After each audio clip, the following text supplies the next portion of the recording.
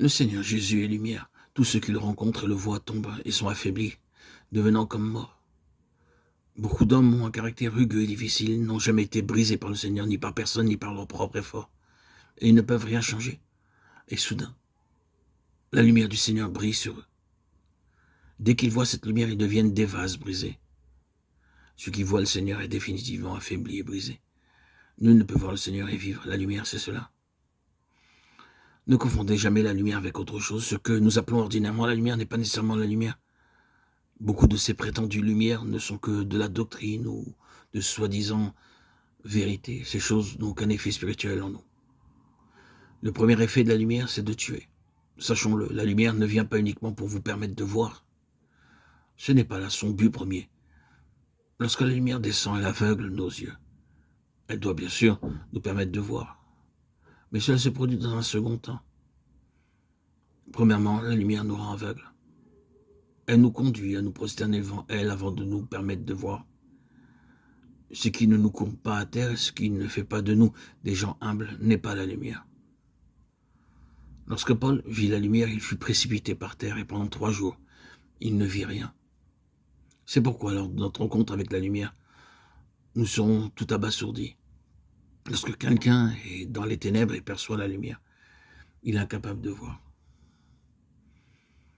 Que Dieu manifeste sa miséricorde à l'égard de ceux qui sont des propres justes et des vaniteux, car de telles personnes n'ont jamais connu la lumière.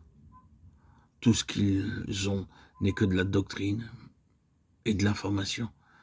S'ils avaient vu la véritable lumière, ils auraient confessé au Seigneur, que sais-je? Je ne sais absolument rien. Plus grande est la révélation, plus elle met en lumière notre cécité. Plus forte est la lumière, plus rude est le coup. La lumière nous humiliera et nous courbera devant elle avant de nous rendre capables de voir.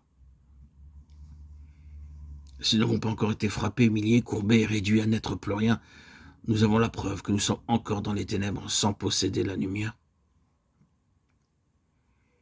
Que Dieu nous manifeste sa miséricorde, afin que par sa lumière, il enlève toute notre propre confiance, pour que nous n'osions plus nous confier dans notre savoir et dans notre jugement. Puissions-nous aller à lui en disant, Seigneur, tu es la lumière.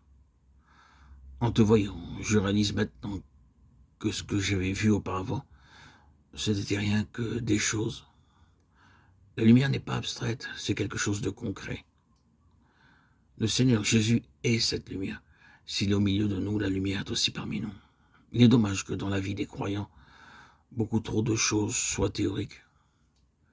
Ils ont entendu des choses abstraites sans nombre, qui ne leur apportent que bien peu d'aide sur le plan pratique.